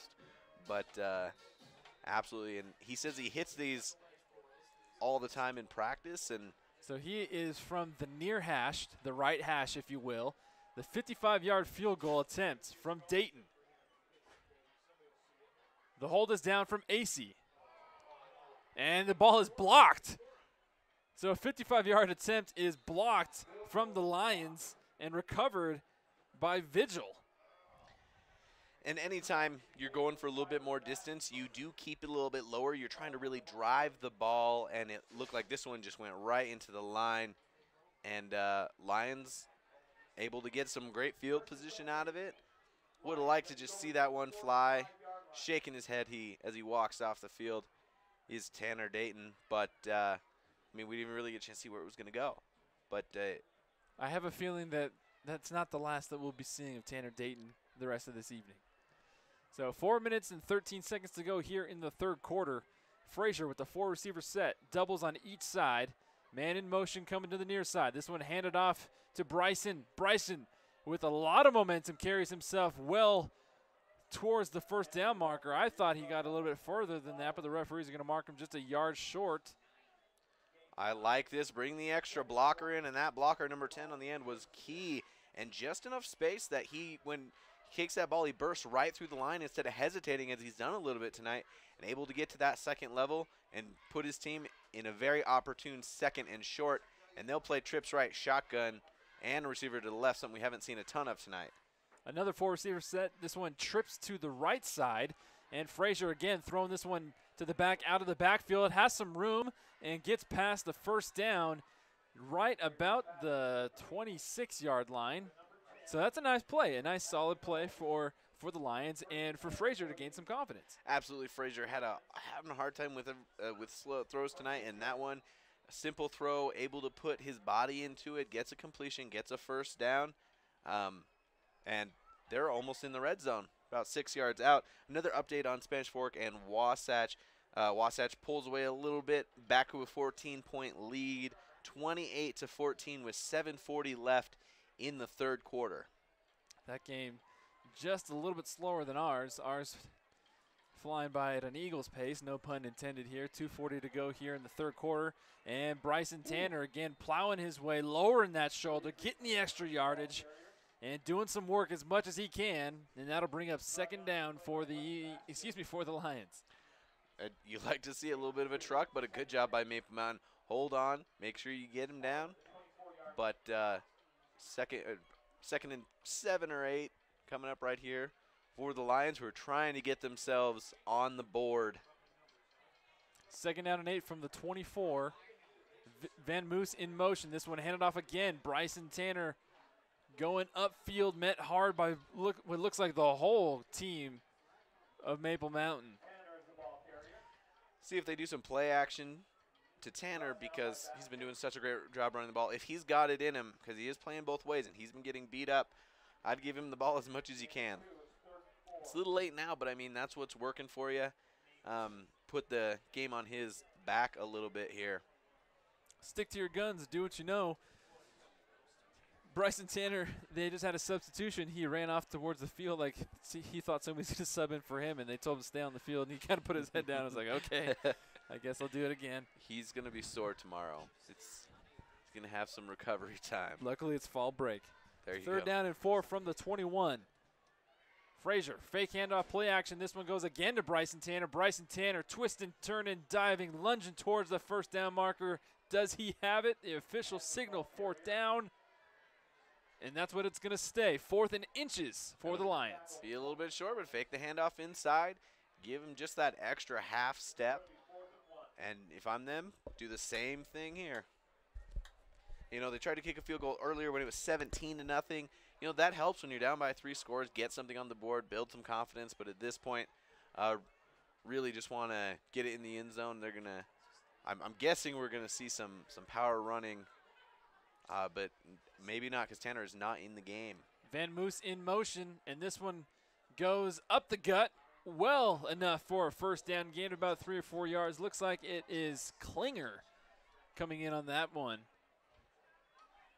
And that could be the last play of this third quarter as the clock continues to wind down.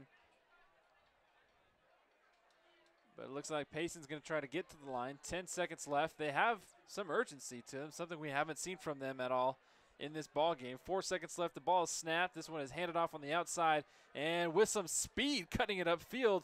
And here comes a late flag as Klinger was,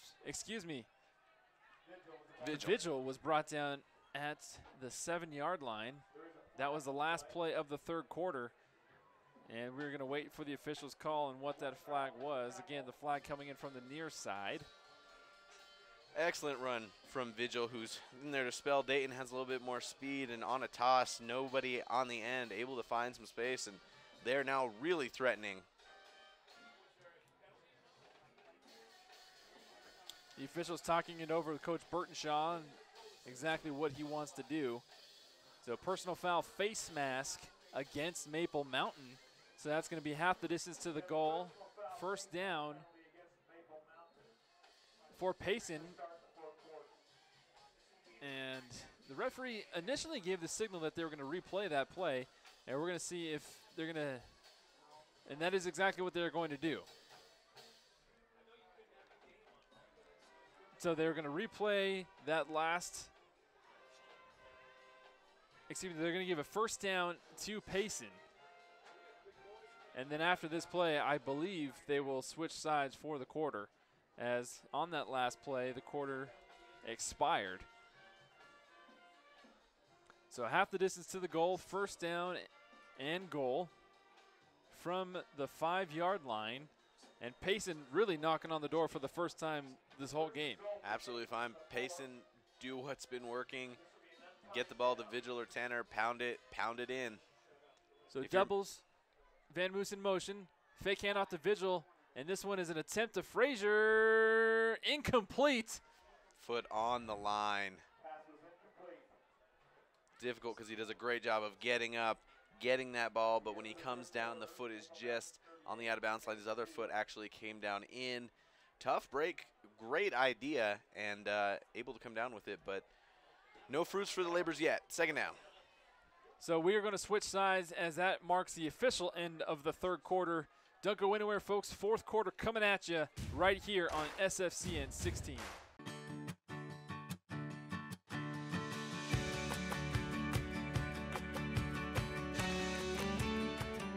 In Spanish Fork, see your good neighbor State Farm agent Lance Wilson for your insurance and financial needs. Hi, welcome to Two Jacks Pizza. For the best pizza you'll ever taste and our world-famous cheese sticks, come to Two Jacks Pizza on Main Street in Spanish Fork or call us for a quick delivery. Are you hungry yet? Need a new car or truck? The Car Guys has the best selection of used vehicles at the best prices in Spanish Fork. The Car Guys know their automobiles to get you the best car for your needs and your budget. The Car Guys at 872 North Main in Spanish Fork. You know Triple T Heating and Cooling, but did you know that Triple T does plumbing? From tankless hot water, soft water, and reverse osmosis drinking water systems, right down to that leaky faucet. Triple T sure does plumbing. Call Triple T at 801-798-7711 today. MVP Sports is the #1 source for sporting goods in Spanish Fork. Football, soccer, all the fall sports, we've got you covered. Check out our new custom t-shirt builder. Design at home and we'll build it for you. MVP Sports, 72 North Main in Spanish Fork. Welcome back to SFCN 16 Maple Mountain Football, hosting the Payson Lions tonight with quite a cushion. Remember that we're so thankful to be here, and we can thank a lot of that to MVP Sports, your hometown sporting goods specialist since 1987. Find them at 72 North Main Street. That's older than you. In Spanish Fork. It is it not? It's not older than you? That's saying something. Also, you can find them online at mvpsportsutah.com, but a great resource right here in the area. And here's Payson. And here's Frazier, who hands the ball off to Bryson Tanner. And Bryson Tanner still plowing, chugging his legs, and he's not going to go down. They're going to mark him forward progress. And they'll see where they mark him out. It looks like about the 5-yard line. It was interesting because he seemed to be a little further, and it seemed like the linesman was ready to give him some more forward progress, but just a stalemate battle there and no gain. 3rd down, probably in 4-down territory here for the Lions. At this point of the ball game, you have to think so. I mean, there's no point in not doing it. So sets up 3rd down and 4. 2 backs in the backfield for Frazier. Frazier in shotgun. Here's the snap. Again, the pitch, Bryson Tanner, big man on the outside, breaks a couple tackles, tries to plow himself into the end zone, but is met by a wall. And that wall's name is West Child. West Child denying him the 6 points. And honestly, he breaks some tackles like he's seen him be big all night, but Maple Mountain not been run over like this, finding arm tackles, but then runs into a little bit of a play, and West Child comes at the right time. And now inside the 1, comes down to this. Again, if I'm Maple Mountain, I'm fighting to keep that clean sheet, and it's a matter of pride for the Lions. Going to try and plug this one in from shotgun. Let's see if Mitch's bold-ish prediction stays true. High snap, and the ball is handed off, and still trying to chug and plug his way is Tanner. Bryson Tanner not going to make it into the end zone. And so the ball will be turned over on downs. Maple Mountain will have the ball 1st and 10 from their own, looks like, 2-yard line. I thought it was bold-ish because I just felt like nothing was going, but Payson did what we said they needed to do.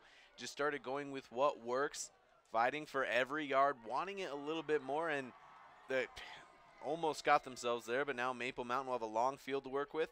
Probably going to try and chew up some serious clock here.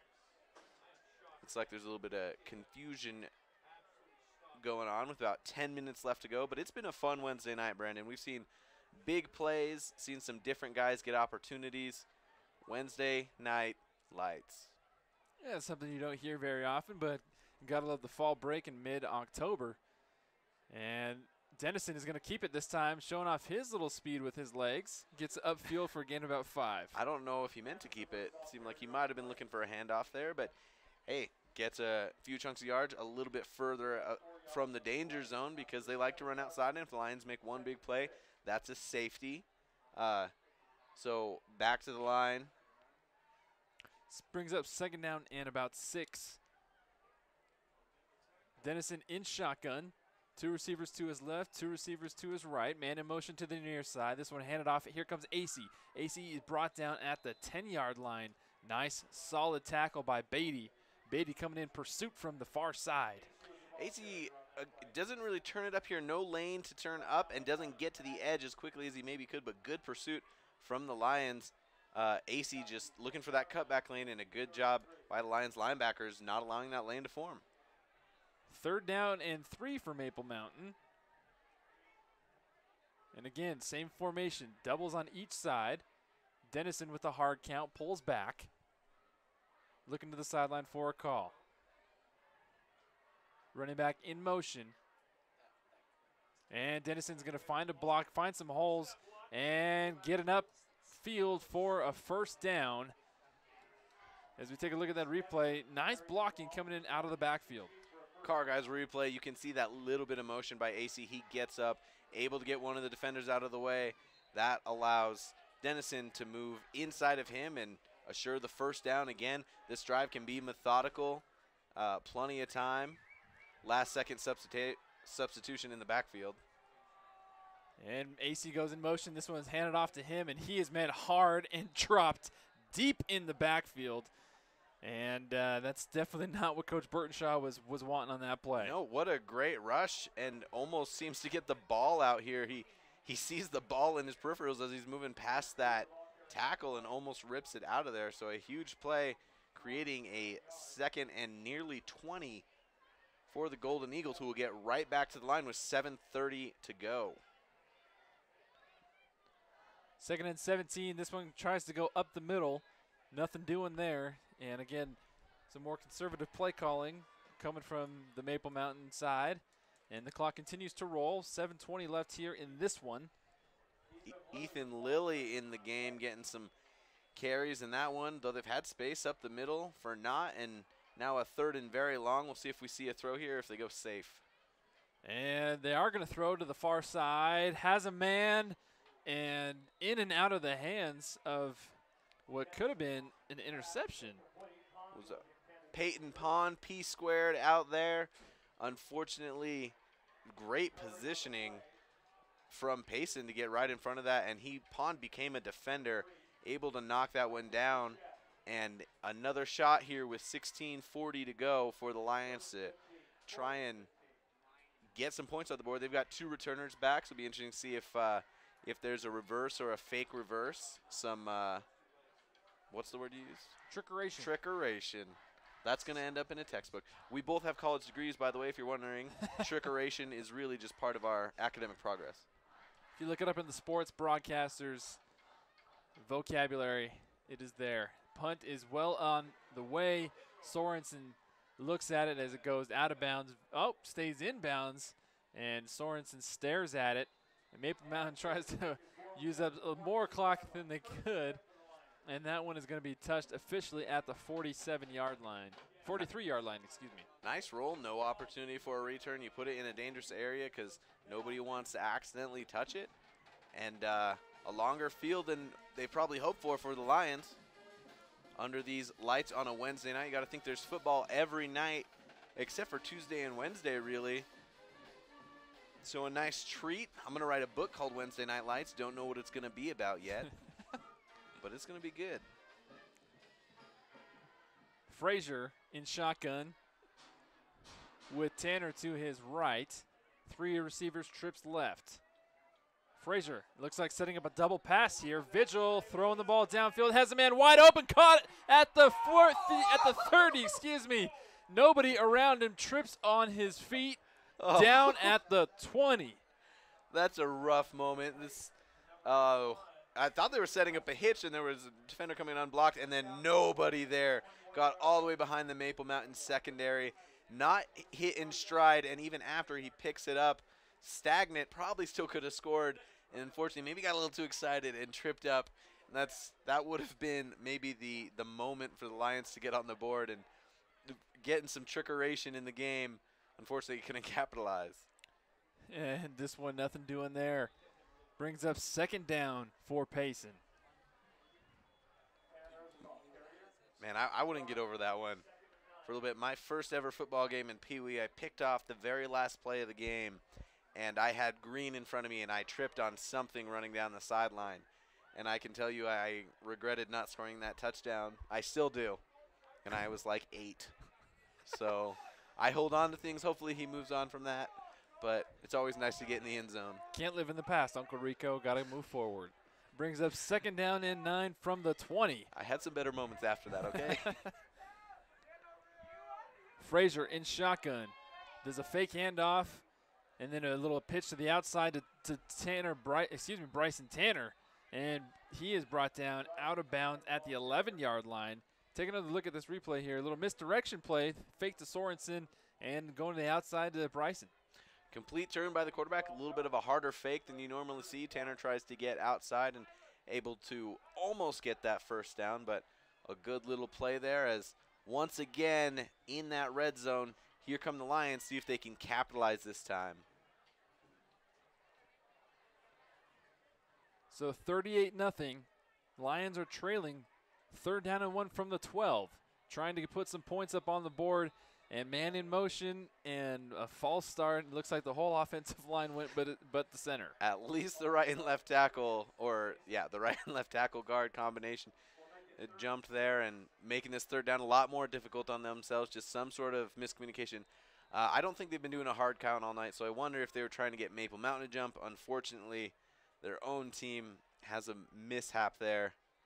To note, just looking through the roster for Payson, pretty young and some guys with potential and time to learn and grow. You see Van Moose doing some good things, almost threw a touchdown pass right there. He's just a sophomore, so plenty of talent maybe coming up in this Payson Lions team to challenge in the future of the region.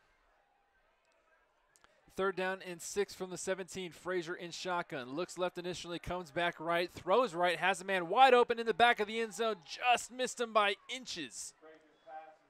Little bit of an overthrow as receiver gets away into the corner of the end zone there. So 4th down. I don't know if that was a good time for a shot, but if he saw it, you know, at this point you take it. But 4th and 6 as the Lions look to try and get themselves on the board. Just 2:30 left to go in this one, counting down to that. I doubt they're going to get another possession, so be interesting to see if they have something up their sleeve other than a double pass if it comes out right here. Klinger made the move, had the man beat. Throw just was not there. Trips right is the play.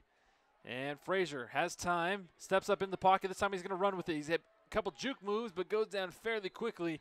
This time he does get enough for the 1st down, and the Lions still have life with a little over 2 minutes left here to try and put some points on the board before the game is over.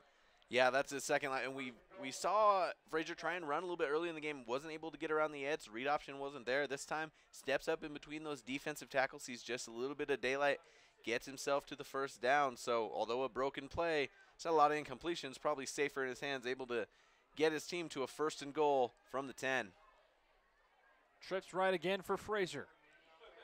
Tanner, the lone back. This one's going to be a pitch to Tanner. Tanner has some room, some green on the outside. Breaks past the 10. Another booming run, and he is met hard again on that side by number 35, Cade Huntington. I didn't even think he needed to hit the edge here, but never found a line he liked, and comes and just ready to barrel his way, and Huntington was ready as well, but getting his team a lot closer is Tanner. He's been running really hard this half, but he should feel really good about his performance, getting his team far into the positive yards after a really rough start. About a minute left to go in the ballgame, Mitch. 4 yards away from giving up the first score of the ballgame for Payson. And the big man does it. Bryson Tanner, almost on cue, walks into the end zone. Touchdown, Payson. Payson, you can tell they wanted this. Again, they brought Vigil across, and he blocked 2 guys. I don't know how you let that happen. If you're Maple Mountain, you win with ease. But, again, as a defensive-minded guy, I always want to see a 0 on the board, and they'll see if they can bump it from 6 to 7. Time is running down. Hold is down, kick is up, end over end, good. And 38-7 is your score. So like you said, Mitch, if you are a defensive-minded guy, do you feel some sort of a letdown from your squad at that point, or is that something that you can live with, giving up a solid drive like that from Payson with a little trickeration? Overall, you live with it. You're happy with the way the game turned out. Your defense obviously shut them down quite a bit, but they made a lot of progress in the second half, and other teams are going to see what they did. We saw similar play from other teams able to run on Maple Mountain in critical situations. So you take something from it. You learn what happened in the second half, and you always want to be, perfection's always the goal. So you don't get down on yourself about it, but that's something you want back. That's something you watch film on. Hey, how do we let them come and do this late? 41 seconds left to go here at Maple Mountain High School. 38-7 is your score. The Golden Eagles on top of the Lions. We will be giving away our MVP Sports MVP of the game very soon after this ball game is over, and our sideline reporter Ben will have another interview for us. And here is the kick from Payson from the 40. A wobbly one, hits the ground at the 20, fielded at the 10. Brought back up, has a seam, breaking through tackles, has some blockers, bouncing on the outside is Casper at the 40, at the 30. One man to beat. Can he beat him? Churns on the afterburners and is pushed into the end zone. Harrison Casper taken. Oh, there's a flag on the play. Tough break for Casper. You can see here, breaking tackles, getting outside. Initial with a great seam. No one can take him. He bowls through Bryson Tanner, and then the desperation when you're having that much progress, he just keeps it in. And this will be a difficult one to swallow for him. He's almost got a big play under his belt. Personal foul against Maple Mountain. So that huge run from Casper is going to come back. And with that run that he had, took up a lot of time on the clock. So 14 seconds left to go in the ball game. I don't imagine Coach Burtonshaw's squad will run a play. If anything, they might just take a knee here in the victory formation. But a solid W, given that your squad is banged up and you have suffered some injuries in this ball game. So you have really a week and a half to rest up if you're Coach Burtonshaw. So something to look forward to heading into a big game against Salem Hills next week. And that is the final play of the ball game. So final score here from Maple Mountain, 38-7. The Golden Eagles on top of the Lions. We're going to take a quick commercial break, and we'll come back with our sideline interview and some post-game recap and analysis. Players shaking hands as this game concludes. Maple Mountain Golden Eagles on top of the Payson Lions. 38-7 is our final score here. And Mitch, we saw Maple Mountain struggle with some injuries in this ballgame. Losing Austin Edwards was a key factor. We already knew Jaron Hall and Noah Lanufe were out. But we had a couple unsung heroes step up and make big plays for Maple Mountain tonight. Absolutely. Both the backup quarterbacks came in and did their job, able to control the game. Really impressed by them. Throughout the game, I think Maple Mountain cleaned up their penalties. And that's one thing, you can't make mistakes when you're missing guys. You have to have guys step up and continue to have the team work well together and create good scoring opportunities. So really a night that they should take away a lot from. They've got a good break before their next critical game as they close out the season before some playoffs. A good night overall for Maple Mountain. And MVP Sports, customizing uniforms, equipment, shoes, and sporting goods, and customizing a valiant effort for Maple Mountain tonight has to be, in my opinion, Dennison. Absolutely. Tyson Dennison came into this game after sitting behind Jaron Hall, who you knew was going to take every snap he could. Austin Edwards came in the game, played very well, but Dennison on his toes, throwing so well from the beginning, had a couple touchdown throws, had a handful of rushing yards. He just looks so composed. You know, when you're the third quarterback, a lot of time you don't have rhythm, and the coaches did put him in a good position, but he absolutely took control of the offense, didn't make any mistakes, and he looked like he'd been taking snaps all along. Tyson Dennison, hats off to you, and congratulations on our MVP Sports MVP of the game. Again, MVP Sports provides you with convenient, easy silk screening services for your t-shirts, sweatshirts, caps, tote bags, duffel bags, anything you want. They got it at MVPSportsUtah.com. We want to thank one more time all the sponsors who make this possible. The Car Guys, we do our replays every night. You can get the great deals from them at 872 North Main Street.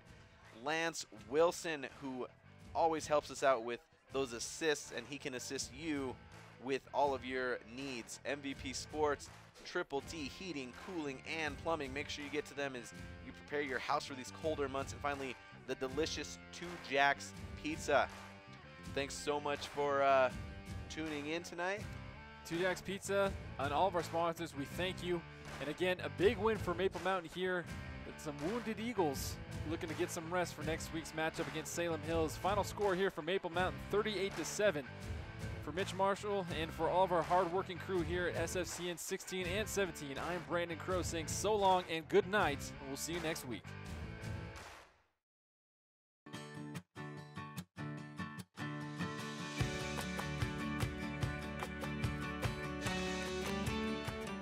In Spanish Fork, see your good neighbor State Farm agent Lance Wilson for your insurance and financial needs. Hi, welcome to 2 Jacks Pizza. For the best pizza you'll ever taste and our world-famous cheese sticks, come to 2 Jacks Pizza on Main Street in Spanish Fork or call us for a quick delivery. Are you hungry yet?